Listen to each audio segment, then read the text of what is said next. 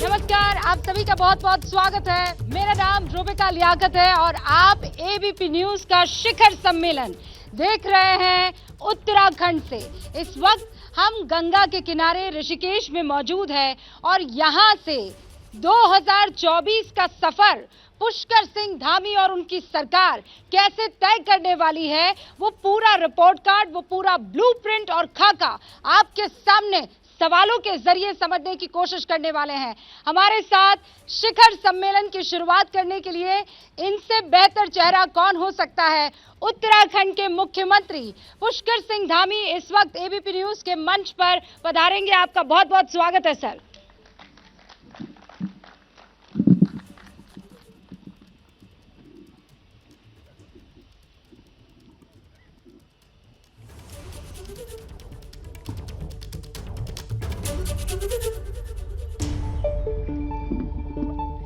बहुत बहुत स्वागत है सर आपका। धन्यवाद। खूबसूरत गंगा का किनारा है और थोड़े तगड़े सवाल हैं। शुरुआत लेकिन वार्म अप से, और सवाल ये है कि उत्तराखंड को अब तक पुष्कर सिंह धामी क्या कुछ दे चुके हैं। देखिए, मैं सबसे पहले तो देवभूमि उत्तराखंड के अभी सभी देवतुल्य जनों का, उत्तराखंड के निवासियों का, उत्तराखंड के मतदाताओं का मैं धन्यवाद करना चाहता हूं कि उन्होंने पहली बार देश के अंदर एक नया इतिहास बनाया, एक मिथक तोड़ा, एक परिपाटी बदलकर किसी भी राजनीतिक दल को दोबारा से सरकार में आने का मौका दिया और सेवा का अवसर प्रदान किया। और उसके बाद लगातार हमारे देश के यशस्वी प्रधानमंत्री मोदी जी के नेतृत्व एवं मार्गदर्शन में हमारी सरकार लगातार यहाँ पर फैसले ले रही है, सुशासन स्थापित कर रही है, सेवा के काम कर रही है। जो भी काम माननीय प्रधानमंत्री मोदी जी की प्राथमिकता में उत्तराखंड के लिए हैं, उन कामों को बढ़ाने के साथ साथ उत्तराखंड की सरकार भी जन जन की सुविधा के लिए, जन जन को आगे बढ़ाने के लिए जितने भी हमारे गरीब कल्याण की योजनाएं हैं, चाहे हमने 3 सिलेंडर देने की यहाँ पर योजना बनाई हो, समान नागरिक संहिता का कानून बनाने की दिशा में कमेटी बनानी हो, हमारी उत्तराखंड की जो मातृशक्ति है उनको 30% क्षैतिज आरक्षण देना हो, या सख्त नकल का अध्यादेश लाना हो, धर्मांतरण का कानून लाना हो, उत्तराखंड के अंदर जो हमारी सरकारी ज़मीनें जिन पर अतिक्रमण है उनको अतिक्रमण से मुक्त करवाना हो, या मैं कहूँ कि हमारे नौनिहालों को, छात्रों को, छात्राओं को, जो आने वाले कर्णधार हैं उनको आगे बढ़ाने के लिए, उनके प्रोत्साहन के लिए या छात्रवृत्ति योजना लानी हो, नई पर्यटन की नीति हो, नई हमारी उद्योगों की नीति हो, लॉजिस्टिक पॉलिसी हो, ऐसे सौर ऊर्जा की पॉलिसी हो, उन सभी पर होम स्टे योजना हो, इन सब पर हम लोग तेज़ी से काम कर रहे हैं। और सरकार जनता के द्वार, सरकार आपके द्वार ये कार्यक्रम चलाया है, जिसमें मैं समेत हमारे सभी आदरणीय मंत्रीगण, हमारे सभी अधिकारीगण जन जन के बीच में जाकर जो गुड गवर्नेंस है उसको देने का काम कर रहे हैं। ये तो उत्तराखंड की बात हुई, लेकिन उत्तराखंड केंद्र को किस तरीके से मदद करेगा, मैं इस लिहाज से समझने की कोशिश कर रही हूँ कि 2024 बिल्कुल यहाँ मुहाने पर है, तो आपका काम कि मोदी का नाम क्या चलेगा? नहीं, देखिए, कोई भी चुनाव देश का, अब छोटा चुनाव हो या बड़ा चुनाव हो, मोदी जी का नाम तो सब में आता है।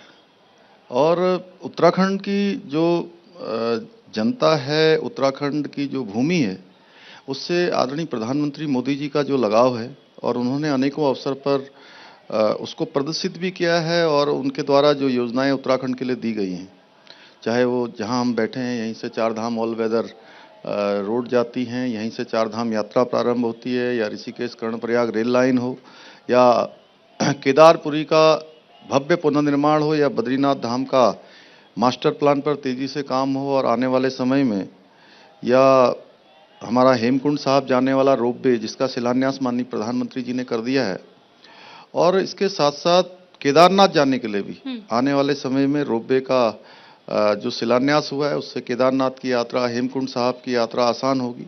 ये जहाँ पर हम लोग बैठे हैं ऋषिकेश और ये क्षेत्र जो हमारा पूरा है, ये क्षेत्र भी एक सांस्कृतिक और आध्यात्मिक नगरी के रूप में, इसको भी डेवलपमेंट के रूप में जो उन्होंने हमारे उत्तराखंड के लिए 9 रत्न, उनका 9 रत्न जो उन्होंने यहाँ के लिए स्वीकृत किए हैं, उन 9 रत्नों में से एक यह भी है। इसके अलावा अन्य ऐसे बहुत सारे कार्य हैं।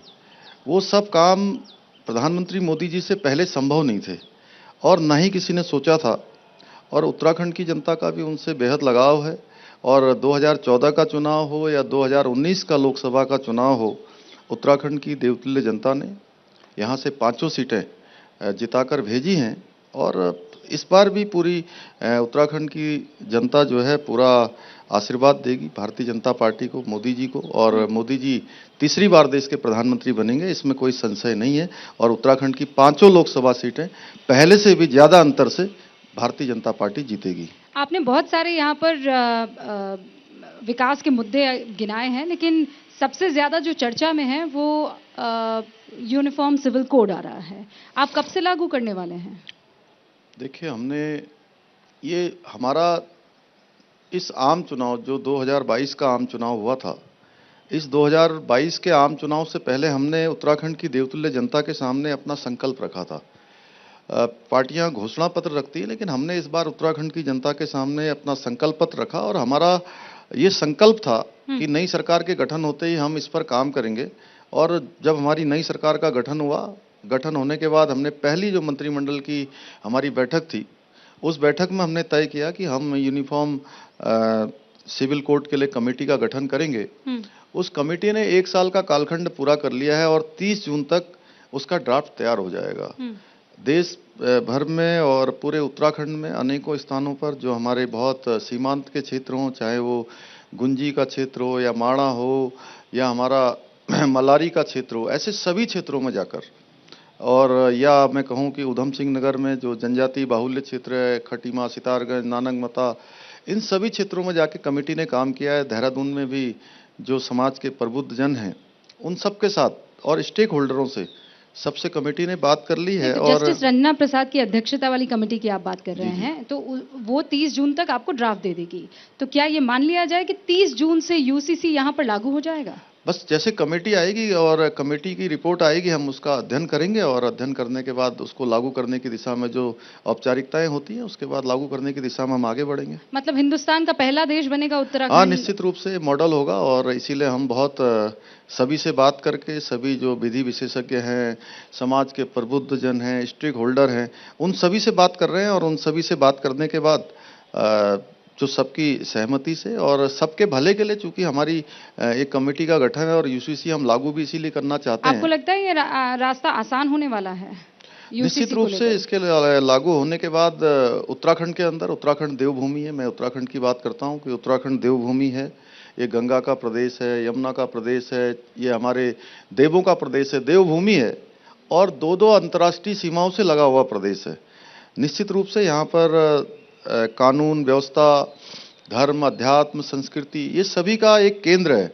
इसलिए हमारे यहाँ लागू होगा और सभी जाति, सभी पंथ, सभी मजहब, सभी लोगों के लिए एक समान कानून उत्तराखंड के अंदर लागू हो जाएगा। एक समान कानून की आप बात कर रहे हैं, लेकिन चर्चाओं में है देवभूमि में मज़ारों पर बुलडोजर चल रहा है।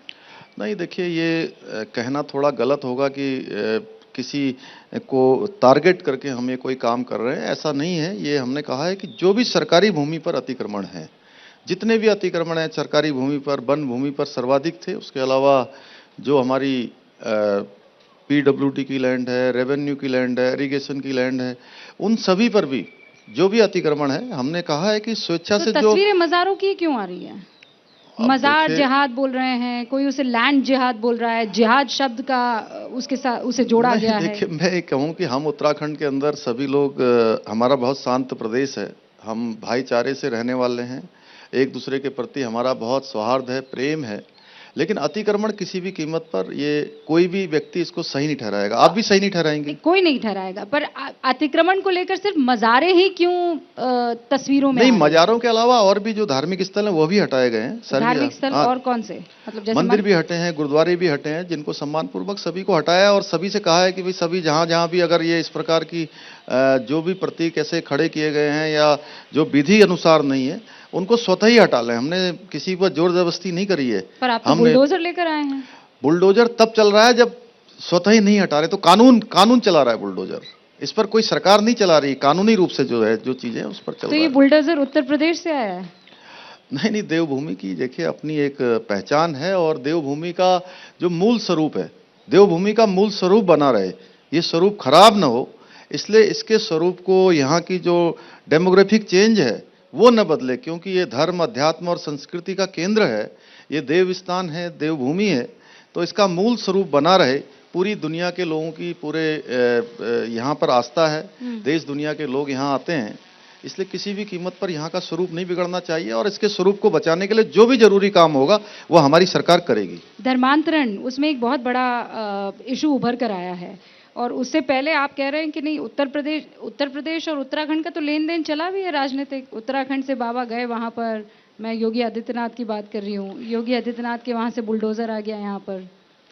नहीं, देखिए उत्तर प्रदेश और उत्तराखंड कोई अलग अलग नहीं है। हम तो अभी मेरे सर्टिफिकेट में उत्तर प्रदेश का ही हो, हाई स्कूल का हो या इंटर का हो या हमारे ग्रेजुएशन का हो, पोस्ट ग्रेजुएशन का हो, सारे सर्टिफिकेटों में हमारा उत्तर प्रदेश ही लिखा हुआ है। तो इसलिए कोई उत्तर प्रदेश और उत्तराखंड अलग अलग नहीं है। लेकिन हाँ, ये है कि ये चूंकि राज्य जो है, भौगोलिक परिस्थितियाँ यहाँ की विषम हैं, यहाँ पर यहाँ की जो चुनौतियाँ हैं, यहाँ की जो प्राथमिकताएं हैं वो अलग हैं। उत्तर प्रदेश का अपना एक स्वरूप है, उनका एक बड़ा वो है। धर्मांतरण के मुद्दे पर जो मेरा पहला धर्मांतरण, सवाल देखिए यह आपने भी कहा डेमोग्राफिक चेंजेस नहीं होने चाहिए, आप यूसीसी पर बहुत जोर दे रहे हैं। आपने कहा जो भी यहाँ के वास्तविकता को बदलने की कोशिश करेगा, मूल रूप को बदलने की कोशिश करेगा, उसे बख्शा नहीं जाने वाला है, चाहे वो बुलडोजर के लिहाज से हो या फिर किसी और लिहाज से। धर्मांतरण के मुद्दे पर भी उत्तराखंड अचानक, मैंने कहा कि हमने कहा कि हमने किसी को भी टारगेट नहीं किया है, ये किसी विद्वेष की भावना से, किसी पक्षपात के कारण से ऐसा नहीं है। ये केवल और केवल उत्तराखंड के अंदर कानून व्यवस्था बिगाड़ने की किसी को भी इजाजत नहीं दी जाएगी, अतिक्रमण करने की किसी को भी इजाजत नहीं दी जाएगी। और पिछले जितने भी सालों के हैं, हमने कहा इसके साथ साथ अतिक्रमण, चूंकि ये एक जो सोची समझी साजिश के तहत जो अतिक्रमण है, जिस पर कहीं पर कोई प्रतीक नहीं है, ऐसे को हटाने का हमने काम कहा है। और धर्मांतरण जो हमारा उत्तराखंड के अंदर ऐसे बहुत स्थान हैं, सीमांत के क्षेत्र हैं, हमारे जनजाति बाहुल्य क्षेत्र हैं, भोले भाले लोगों को उनके बीच में जाकर मनगढ़ंत बातें करना, किसी डरा कर धमका कर, ये धर्मांतरण पे एक पाप, महापाप की तरह यहाँ पर लगातार हो रहा था, इसलिए वो नहीं होना चाहिए। उसके लेकर हमने कहा कि हम इस पर भी पहले 7 साल तक की सजा का प्रावधान था, लेकिन हमने इसमें विधेयक लाकर इसको 10 साल तक की सजा का प्रावधान कर दिया। और साथ ही साथ हमने यह भी तय कर दिया कि अब जो है धर्मांतरण ऐसे नहीं हो पाएगा जब तक कि वहाँ पर जिलाधिकारी की अनुमति पहले न ले लें। अगर स्वेच्छा से भी कोई धर्मांतरण करना चाहता है तो उसको भी जो है पहले अपना परमिशन लेनी होगी। आपके विपक्षी ये कह रहे हैं कि ये आप भी जो बीजेपी की आइडियोलॉजिकल मैट है उस पर आकर खेलने की कोशिश कर रहे हैं। पुष्कर सिंह धामी भी उत्तराखंड में इसी तरीके के माहौल को बनाने की कोशिश कर रहे हैं। आप बार बार कह रहे हैं कि आप टारगेट नहीं कर रहे हैं, लेकिन विपक्ष आप पर इस तरीके का आरोप लगा रहा है। हम उत्तराखंड में बैठे नहीं, मैं आपसे पूछना चाहता हूं, मैं विपक्ष के लोगों से भी पूछना चाहता हूं, क्या अतिक्रमण को कोई जायज ठहरा सकता है? क्या जिन लोगों ने सरकारी भूमियों पर कब्जे कर लिए हैं, अनावश्यक रूप से किसी चीज को आगे करके उसके पीछे कोई दूसरा खेल खेलने की कोई इजाजत दे सकता है, जिसको भारत का कानून, भारत का संविधान इजाजत नहीं दे सकता है, तो उत्तराखंड में उसको कैसे इजाजत दी जा सकती है? तो आप कह रहे हैं कि आप रुकने वाले नहीं हैं? नहीं, देखिए जो विधि सम्मत होगा, हमने कहा कि हम उस पर नहीं कि किसी पर तुष्टीकरण करना, जिन लोगों का काम रहा है उन्होंने तुष्टीकरण किया है। हमारा तो हमारे प्रधानमंत्री जी का जो कथन है, उनका जो संकल्प है, ध्येय वाक्य है कि सबका साथ, सबका विकास और सबका विश्वास और सबका प्रयास, इस पर हम काम करने वाले हैं। आज देखिए, आज माननीय प्रधानमंत्री मोदी जी की जितनी भी देश के अंदर योजनाएं चली हैं, क्या किसी एक वर्ग के लिए उन्होंने लागू की है? सभी के लिए लागू की है। उसी प्रकार से उत्तराखंड, मैंने कहा कि वो यहाँ का मूल स्वभाव अलग है, लेकिन यहाँ का मूल जो स्वरूप है, वो मूल स्वरूप जिसके लिए उत्तराखंड देवभूमि के नाम से जाना जाता है, वो न बदले। उसको न बदलने के लिए पुष्कर सिंह धामी का भी संकल्प है, और उत्तराखंड की देवभूमि की जो जनता ने हमको मैंडेट दिया है, उनके संकल्प को आगे बढ़ाना भी हमारा कर्तव्य है। आपने अभी एक चीज का जिक्र किया कि जो लोग जानबूझकर साजिशन अतिक्रमण करने की कोशिश कर रहे हैं, ये जानबूझकर साजिशन अतिक्रमण करने वाले कौन लोग हैं? आप किन की तरफ इशारा कर रहे हैं? नहीं, मैंने कहा कि इसमें मैं बार बार आपसे कह रहा हूं कि किसी हम एक वर्ग को लेकर या किसी एक बात को लेकर नहीं करने वाले हैं। हमारा है कि समान रूप से हमने सबको कहा है, पूरे उत्तराखंड के अंदर जहां जहां भी अतिक्रमण है, हमने सबसे स्वेच्छा से कहा है कि वो अपना अतिक्रमण स्वेच्छा से हटा लें। नहीं हटाएंगे तो जो विधि व्यवस्था है उसके अंतर्गत जो है उसको आगे कार्रवाई की जाएगी। ये जो अतिक्रमण शब्द है, इसको मैं चीन के लिहाज से इसलिए ले जाना चाहती हूँ क्योंकि आपका चीन से लगता हुआ राज्य है। राहुल गांधी यहाँ से हजारों किलोमीटर दूर अमेरिका में इस बात का जिक्र करते हैं कि चीन हमारे घर में घुसपैठ कर चुका है। 1500 मतलब दिल्ली जितना बड़ा इलाका जो है वो अपने कब्जे में ले चुका है। आप इस पर क्या सफाई पेश करें? देखिए, राहुल गांधी जी के जो भी बयान हैं, वो जब भी बयान आते हैं या तो वो हास्यप्रद लगते हैं, गंभीरता से वो कभी नहीं बोलते हैं कि आखिर देश की इतनी बड़ी सीमाओं पर, अंतर्राष्ट्रीय सीमाओं पर जो भारत के सैनिक रात दिन अपनी जान हथेली पर लेकर काम कर रहे हैं, देश की रक्षा के लिए अपने को निछावर कर रहे हैं, 24 घंटे जो है मन वचन क्रम से जो है लगातार देश की सेवा कर रहे हैं, देश की रक्षा कर रहे हैं, उनके मनोबल पर क्या प्रभाव पड़ेगा। और वो चीन की तरफदारी इसलिए भी करते हैं, चीन की बात, क्योंकि उनकी उनकी जो कंपनी है, क्या नाम है उसका, आपको पता होगा, उनकी जो पार्टी की तरफ से एमओयू की बात कर रहे हैं। हाँ, जिसमें उनको बहुत सारा पैसा जो है चीन से जो है उनको डोनेशन के रूप में ही मिलता रहा है। तो निश्चित रूप से कहीं ना कहीं जब उन्होंने कुछ उनके साथ इस प्रकार के ऑब्लिगेशन ले रखे हैं, तो वो मुझे लगता है कि जब भी वो बयान देते हैं, वो भारत की सेना की या भारत की चिंता नहीं करते, या भारत की तरफ से कभी उनको नहीं दिखाई देता कि भारत की सेना इतनी कठिन परिस्थितियों में, आज चीन हो या दुनिया का कोई भी देश हो, भारत की तरफ जो है आंख उठाकर देखने की भी हिम्मत नहीं करता। बल्कि उनके बयानों से हमेशा ऐसा लगता है कि जैसे कि वो चीन का मनोबल बढ़ा रहे हैं या हमारे देश के दुश्मनों का मनोबल बढ़ा रहे हैं। नहीं, लेकिन राहुल गांधी कोई भी बात कहते हैं तो आपको ऐसा क्यों लगता है कि वो देश विरोधी बातें कर रहे हैं? नहीं, वो जब सेना के मनोबल को जो तोड़ने के बयान हैं, वो कभी कहते हैं कि हमारे सैनिकों को पीट रहे हैं, हमारे यहाँ कब्जा कर रहे हैं, जबकि ऐसा कहीं नहीं है। भारत की सेना जो है पूरे मनोबल के साथ आदरणीय प्रधानमंत्री मोदी जी के नेतृत्व में पूरे दमखम के साथ काम कर रही है। पूरी दुनिया के अंदर आज भारत का मान सम्मान और दुनिया के अंदर भारत की ताकत बढ़ी है। पूरी दुनिया उसको देख रही है। और राहुल गांधी जी को कभी लोकतंत्र खतरे में लगता है, कभी भारत की सेना उनको थकी हुई लगती है, कभी भारत की सेना उनको कमजोर लगती है, कभी भारत की सीमाएं उनको असुरक्षित लगती है, और ये बयान भी वो दुनिया के दूसरे देशों में जाकर देते हैं। तो आपको लगता नहीं है कि इसका असर देखने को मिल रहा है? कर्नाटक का चुनाव वो लोग जीते हैं। देखिए, ये चुनाव में हार जीत होना एक अलग विषय है, लेकिन अगर कर्नाटक की बात भी आप करेंगी तो भारतीय जनता पार्टी का जो वोट शेयर है, वोट बैंक जितना है, जितना पिछले चुनाव में था उतना ही है। लेकिन वोट बैंक उतना होने के बावजूद भी अगर कुछ जो ऐसी ताकतें जो केवल और केवल तुष्टीकरण देश के अंदर करती रही हैं, उनका ध्रुवीकरण जो हुआ है, उसके कारण से इतनी सीटों का अंतर हुआ है। अन्यथा वोट बैंक तो स्थिर है भारतीय जनता पार्टी का। आरोप ये लगते हैं कि वो अगर मुसलमानों की बात करते हैं तो आप सिर्फ हिंदुओं की बात करते हैं। नारा बिल्कुल आप सबका साथ, सबका विश्वास, सबका विकास, सबका विश्वास पे कर ले। प्रधानमंत्री मोदी जी के शासनकाल में उज्ज्वला गैस की योजना चली, क्या किसी हिंदू को इसलिए दी गई कि वो हिंदू है, या मुसलमान को इसलिए नहीं दी गई कि वो मुसलमान है?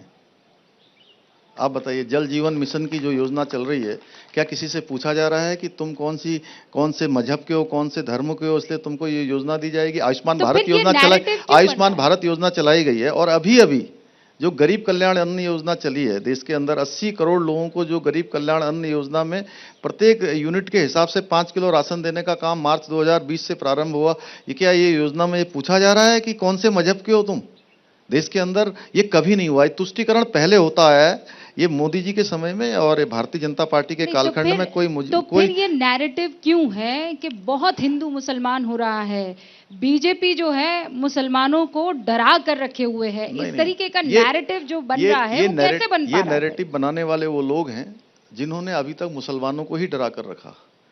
ये बताइए, जो लोग मुसलमानों को डराते थे, जो हमेशा ये ख्वाब दिखाते थे कि भारतीय जनता पार्टी की सरकार आ जाएगी तो सारे मुसलमानों के खिलाफ जो है सारी कार्रवाइयाँ हो जाएंगी, देश के अंदर तमाम प्रकार का लोगों को सबको भगा दिया जाएगा, देश से बाहर कर दिया जाएगा, या उनके ऊपर अत्याचार हो जाएगा। आप बताइए, एक भी घटना कहीं दंगा ही नहीं हुआ। देखिए, सारे दंगे बंद हो गए। दंगे किनके शासनकाल में होते थे? बम विस्फोट किसके समय में होते थे? होली आती थी, दिवाली आती थी, या कोई देश के अंदर कोई त्यौहार आता था तो लोग जो है पहले से कहने लगते थे। एक हफ्ते पहले, 10 दिन पहले से अलर्ट जारी हो जाता था कि आज मुंबई के स्टेशन पर ये होने वाला है, दिल्ली में ये होने वाला है, या कहीं पर जो है जाइए तो सुरक्षा से यात्रा करिए। इस प्रकार की चीजें, आज देश भी सुरक्षित है और देश के अंदर रहने वाला चाहे कोई किसी मजहब का आदमी हो, सारे के सारे सुरक्षित हैं। पर आप भी तो कर्नाटक में डराते हैं कि अगर कांग्रेस आएगी तो दंगे हो जाएंगे। अब कर्नाटक तो हो गया, अब आगे बढ़िए। नहीं, पर आप डराते तो है ना दंगों के नाम से। नहीं नहीं, कोई नहीं डराता। इस तरीके के बयानात दिए गए थे मैंने बाकायदा कहा वहाँ कि पर। तुष्टीकरण भारतीय जनता पार्टी के उसमें है ही नहीं। हम तो सबका साथ, सबका विकास और सबका विश्वास, इस पर जो है विश्वास रखने वाले लोग हैं और इसी ध्येय को लेकर आगे बढ़ने वाले लोग हैं। अच्छा धामी जी, 2024 के चुनाव बहुत दूर नहीं है। आपने देखा विपक्ष एकजुट हो रहा है। नीतीश बाबू एकदम पुरजोर ताकत लगाए हुए हैं, सबसे मुलाकात कर रहे हैं, महाराष्ट्र से लेकर पश्चिम बंगाल से लेकर। और चिदम्बरम साहब ये कहते नजर आ रहे हैं कि 450 सीटों पर हमें एक ही उम्मीदवार उतारना चाहिए, 150 सीटों को छोड़ दिया जाए। तो आपको लगता है एक बहुत कड़ी चुनौती होगी विपक्ष की तरफ से आप लोगों को? देखिए, देश का एक एक जनगण मन जानता है कि आज देश के लिए मोदी जी कितने जरूरी हैं और मोदी जी के नेतृत्व में किस प्रकार के अभूतपूर्व कार्य हुए हैं, देश के हर व्यक्ति को पता है। इसलिए इनकी एकजुटता से कुछ नहीं होने वाला। और मोदी जी का जो आज विशाल व्यक्तित्व है, भारत के साथ साथ पूरे दुनिया के लोग भी उसको एक्सेप्ट कर रहे हैं। आज वो दुनिया के सर्वाधिक लोकप्रिय नेता हैं और जनगण के मन में बसे हुए हैं। अभी जो उनकी विदेश यात्रा हुई, पहले भी भारत के प्रधानमंत्री विदेशों में जाते थे, पता भी नहीं लगता था कि कब आए और कब चले गए। और अब की बार चाहे अमेरिका के राष्ट्रपति की बात हो, चाहे वो ऑस्ट्रेलिया के राष्ट्रपति हों या पपुआ गिनी के वहाँ के राष्ट्राध्यक्ष या वहाँ के लोगों ने जिस प्रकार से सारे प्रोटोकॉल तोड़कर जो वहाँ की मान्यताएं थी उनको समाप्त करके जिस प्रकार से स्वागत हुआ, तो ये स्वागत मोदी जी का हुआ, 140 करोड़ भारतवासियों का स्वागत हुआ। ये अभिनंदन मोदी जी के रूप में भारत के हर भारतवासी को गौरवान्वित करने वाला था। लेकिन वोट पापुआ न्यू गिनी के राष्ट्राध्यक्ष तो नहीं देंगे, वोट तो देश की जनता देगी। वोट तो देश की जनता लगातार दे ही रही है। जो भी चुनाव होता है, देखिए मोदी जी के आने के बाद 2014 के बाद कोई भी छोटा सा चुनाव भी हो तो उसमें मोदी जी होते हैं। और 2014 में भी देश की जनता ने दिया है, 19 में भी दिया है, और जिस 24 की आप बात कर रही है उसमें भी जो है भारतीय जनता पार्टी और मोदी जी जो है फिर से जो है तीसरी बार वो प्रधानमंत्री बनेंगे, इसमें कोई संदेह नहीं है। इस वक्त हम यहाँ पर बैठे हैं, लेकिन आप जानते हैं ओडिशा में एक बहुत बड़ा ट्रेन हादसा हो गया। अभी कुछ देर पहले, इनफैक्ट जब हमने ये इंटरव्यू शुरू किया, राहुल गांधी ने एक ट्वीट किया है। मैं वो ट्वीट आपको पढ़ के सुनाती हूँ। 270 प्लस मौतों के बाद भी कोई जवाबदेही नहीं। मोदी सरकार इतनी दर्दनाक दुर्घटना की जिम्मेदारी लेने से भाग नहीं सकती। प्रधानमंत्री को फौरन रेल मंत्री का इस्तीफा ले लेना चाहिए। देखिए, ऐसे हादसों के समय में, आपदाओं के समय में ये राजनीति की बातें नहीं होनी चाहिए। और मैं कोई किसी को सर्टिफाइड करने के लिए नहीं यहाँ पर बैठा हूँ। बहुत दुखद घटना है और पूरा देश स्तब्ध है। माननीय प्रधानमंत्री जी स्वयं वहाँ पर घटनास्थल पर गए हैं और उन्होंने सारी स्थितियों का जायजा लिया है। और जहाँ तक रेल मंत्री जी की बात है, मैंने ऐसा रेल मंत्री भारत में पहला देखा है जो लगातार 30 घंटे से वहाँ पर रह के पटरियों से लेके लोगों के जान माल, जो भी उनकी सुरक्षा, उनका स्वास्थ्य, उनको घरों तक पहुँचाना, आगे की व्यवस्थाओं को ठीक करने के लिए अपना न खाना खाकर न आराम करके, बिना सोए बिना खाना खाए वो लगातार वहाँ पर काम कर रहे हैं। तो इस प्रकार की ओछी मानसिकता ऐसे समय पर नहीं करनी चाहिए, बल्कि ऐसे समय में सभी लोगों को आगे आकर, ये पार्टियों से ऊपर होकर, दलीय जो चीज़ें हैं उनसे ऊपर उठ के इस समय जो लोग हताहत हुए हैं उनके पारिवारिक जनों को किस प्रकार से इस समय संबल प्रदान किया जाए, कैसे जो है चीज़ें सामान्य की जाए, इस पर ध्यान होना चाहिए। नहीं, लेकिन वो इस्तीफे की मांग कर रहे हैं। अगर आप रेलवे मंत्री होते तो आप क्या करते? नहीं, मैं तो कह ही रहा हूं कि रेल मंत्री जी बहुत अच्छा काम कर रहे हैं। इतना अच्छा काम कर रहे हैं कि वो, मैं समझता हूं कि एक छोटा सा जो पदाधिकारी होता है, छोटी जिम्मेदारी वाला भी व्यक्ति इतना काम नहीं कर सकता जितना रेल मंत्री जी वहां पर रहकर कह रहे हैं। ये पूरा देश देख रहा है इस समय। तो विपक्ष जो दबाव डाल रहा है कि बाकी इतने बड़े बड़े हादसे होते थे, देश की बड़ी बड़ी नामचीन हस्तियों ने रेल मंत्री रहते हुए इस्तीफा दिया था, तो क्या अश्विनी वैष्णव ये ऐसा करेंगे? कोई कारण तो होना चाहिए। देखिए, ऐसा है 288 लोगों की बहुत हो गई। नहीं, अब रेल मंत्री जी उसमें वहां पर जो अपनी तरफ से कर सकते हैं वो कर रहे हैं रेल मंत्री जी। और रेल मंत्री के नाते उनकी कमी बताइए, उन्होंने तो नहीं कोई जाकर जो है वो किया है ना। कवच नहीं दिया। हमारे यहाँ पर आपदाएं आ जाती हैं, ऐसी घटनाएं हो जाती हैं, किसी एक व्यक्ति को जिम्मेदार कैसे ठहराया जा सकता है इसके लिए? नहीं तो जिम्मेदारी फिर किसकी, कौन जिम्मेदार? नहीं, सब लोग काम कर रहे हैं, आगे बढ़ रहे हैं और माननीय प्रधानमंत्री जी वहाँ स्वयं स्थितियों को देख रहे हैं, लगातार मॉनिटर कर रहे हैं, बड़ी बड़ी बैठक बुलाई है उन्होंने और सारी जो व्यवस्थाएं आगे संचालित हो सकती हैं, जो अच्छा हो सकता है उसके लिए काम हो रहा है। एंटी कोलिजन टेक्नोलॉजी जिसका बीजेपी बार बार हर एक मंच पर चर्चा कर रही थी, वो कवच उस रूट पर नहीं था, देरी हो गई, गलती हो गई।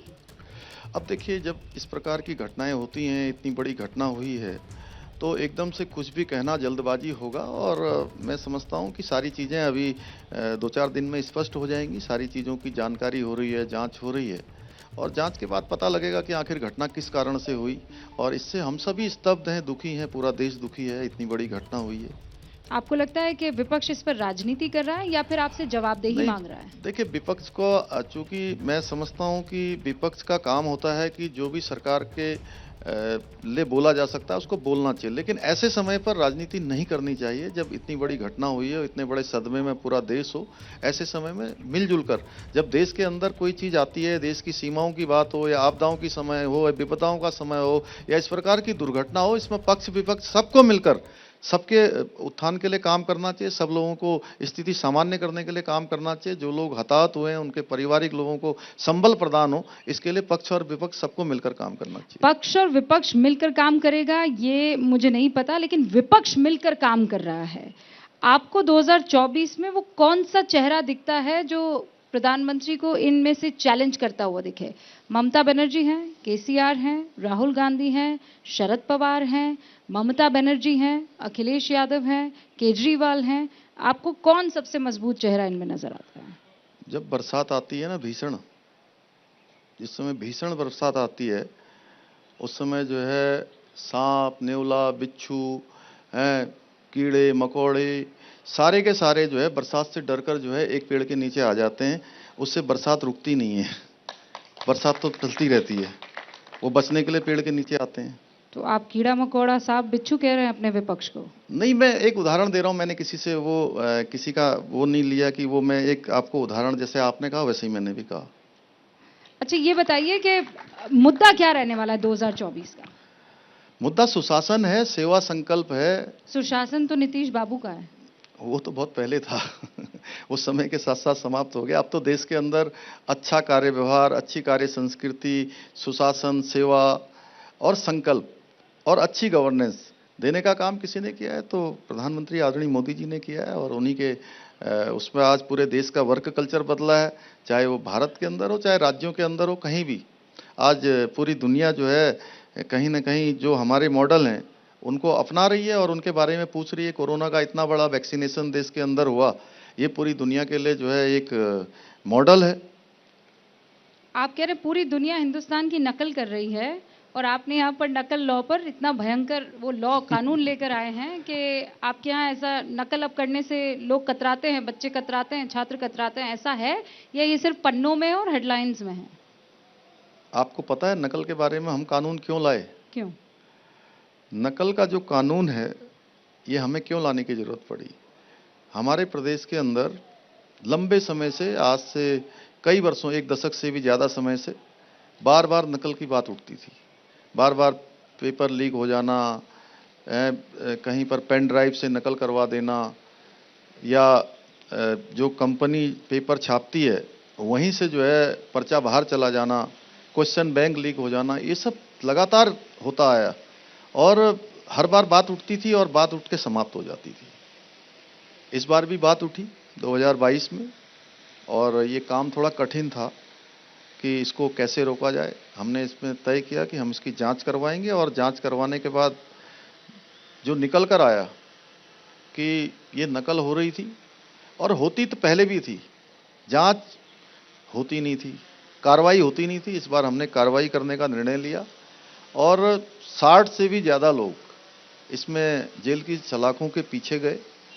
हमने कठोर कार्रवाई की, छोटा हो बड़ा हो कोई भी हो उसके खिलाफ कार्रवाई की और कार्रवाई करने के बाद हमने तय किया कि हम हिंदुस्तान का सर्वाधिक एंटी चीटिंग लॉ, नकल कानून उत्तराखंड के अंदर लाएंगे और हम उसको लेकर आए, जिसमें हमने 10 साल तक की सजा, उम्र कैद तक की सजा का इसमें प्रावधान किया और अधिकतम 10 करोड़ रुपए की धनराशि तक का जो है जुर्माना भी इस पर निर्धारित किया और साथ ही साथ पूरी संपत्ति जब्त करने का भी। और अगर एक बार कोई पकड़ा जाता है, कोई छात्र या छात्रा अगर उसके नकल में सम्मिलित होते हैं, तो उनको 3 साल तक पहली बार में और दूसरी बार में अगले 10 सालों तक किसी भी परीक्षा में भाग लेने का अवसर नहीं होगा। और मुझे आपने खुशी पूरा है, सिस्टम धराशायी कर लिया, आप ये कहने की कोशिश कर रहे हैं? मतलब पूरा जो नेक्सस था, पूरा नेटवर्क था।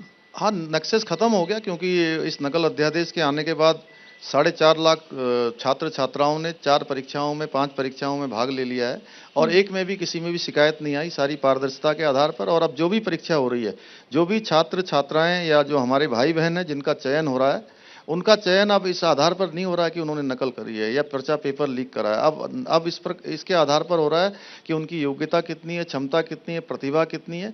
जिसके अंदर प्रतिभा होगी, क्षमता होगी, वही जो है अब इन परीक्षाओं में पास होगा, उसी को जो है चयन होने का अवसर मिलेगा। इसी क्षमता से याद आ रहा है, आपके राज्य में 58 सरकारी स्कूल थे, आपने उनको सीबीएसई एफिलिएट करवाया।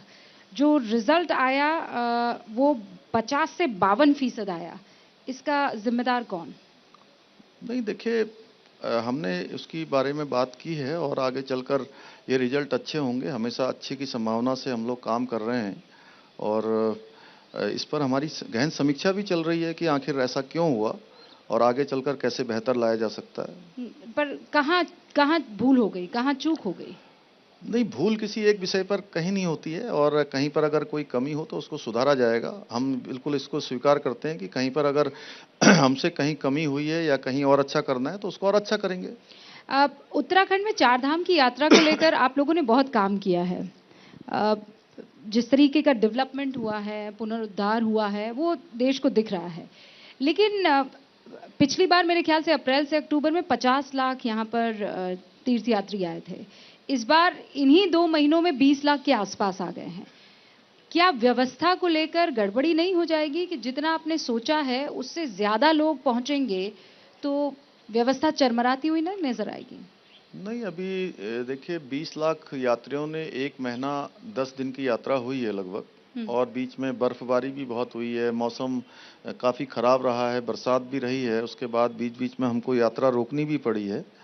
लेकिन अभी तक सफलतापूर्वक यात्रा ने 20 लाख से ज़्यादा यात्री जो रजिस्ट्रेशन करवा के जिनका पंजीकरण हुआ है, उन्होंने यात्रा अपनी सकुशल रूप से पूरी की है। और इस बार पिछली साल का जो रिकॉर्ड था वो 50 लाख के लगभग का था और इस बार हमारा अनुमान है और ये सारे रिकॉर्ड टूटेंगे और ये यात्रा हमारी 60 लाख तक पहुंचेगी। और हमने समूचे प्रबंध जो यात्रा के हो सकते हैं वो कोशिश की है कि सभी प्रबंध करें।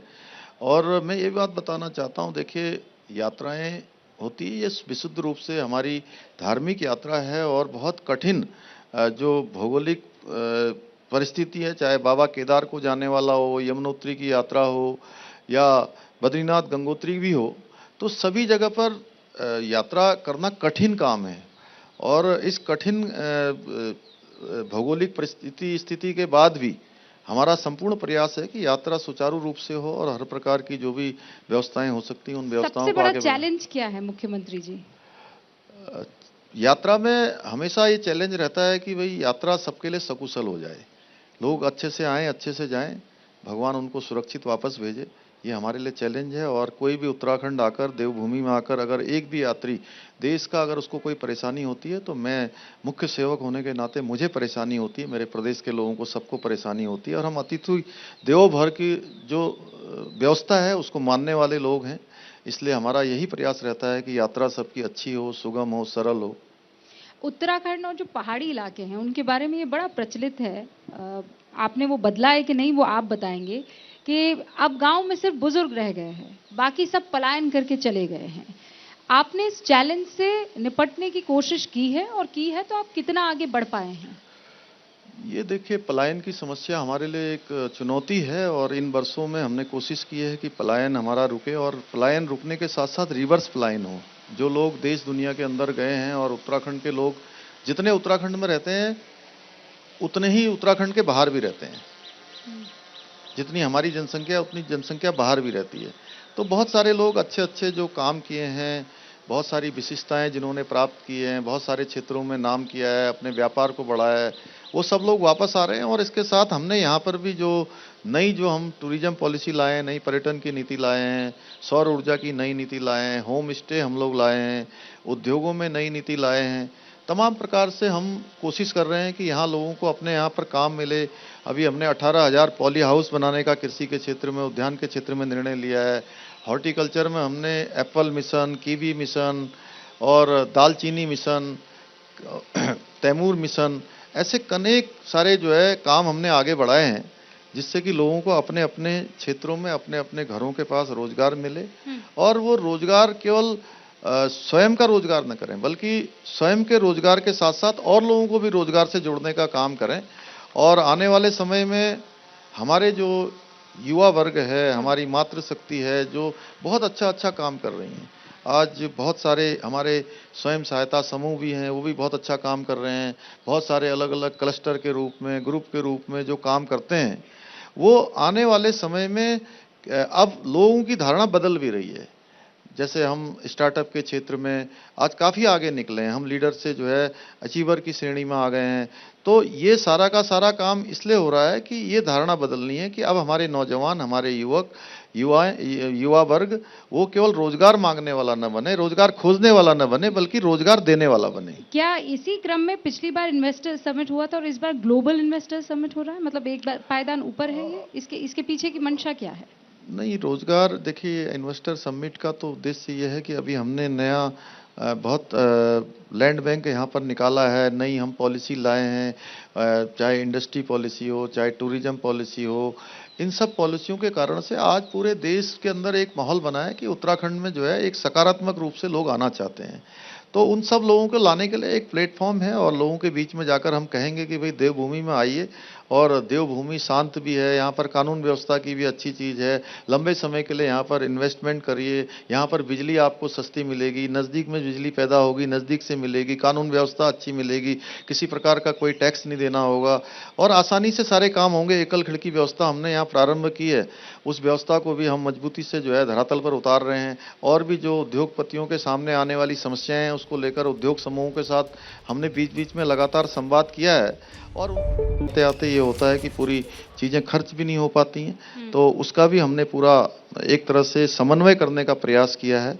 कुल मिलाकर तो योजनाबद्ध तरीके से आप आगे बढ़ निश्चित रूप से देखिए, योजनाबद्ध तरीके से एक टाइम फ्रेम भी बनाया है लोगों को, उसके लिए अधिकारी वर्ग हो, उनको सबको उत्तरदायी बनाने का काम भी किया है कि वो सारे के सारे अपने अपने विभागों में ओनरशिप लेकर काम करें, एक रिस्पॉन्सिबिलिटी लेकर काम करें। अच्छा, योजना एक युवा भी बना रहा है, आपकी भी मुलाकात हुई होगी, धीरेन्द्र शास्त्री बाबा बागेश्वर, उनकी योजना अखंड भारत की, हिंदू राष्ट्र की, आप इस पर क्या राय रखते हैं? देखिए, बाबा जी का अपना उनका काम चल रहा है, और उस पर वो इतना बड़ा अखंड भारत बनाने की बात उनकी चल रही है, तो निश्चित रूप से उनका अपना ध्येय है।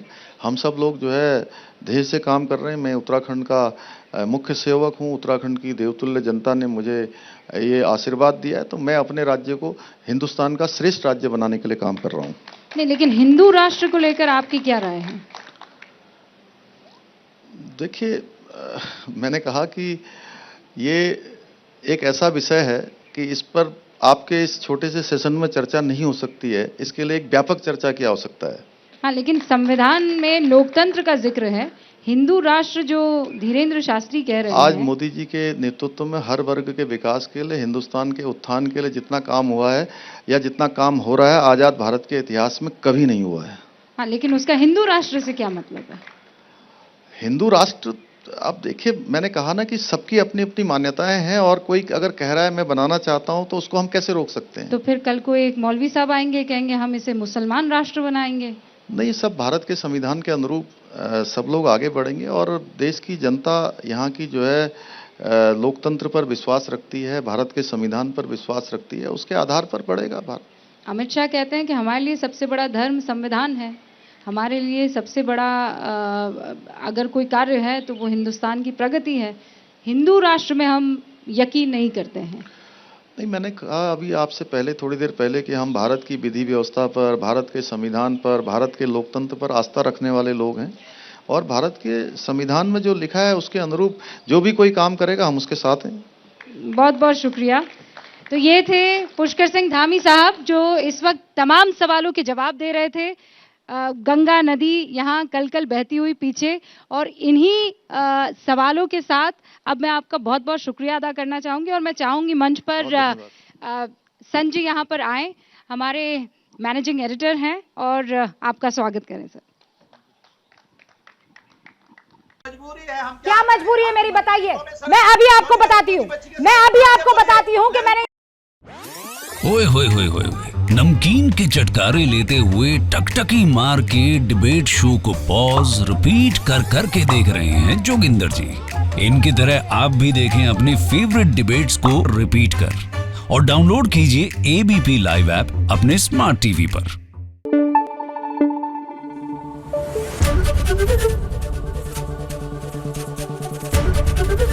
एबीपी न्यूज आपको रखे आगे।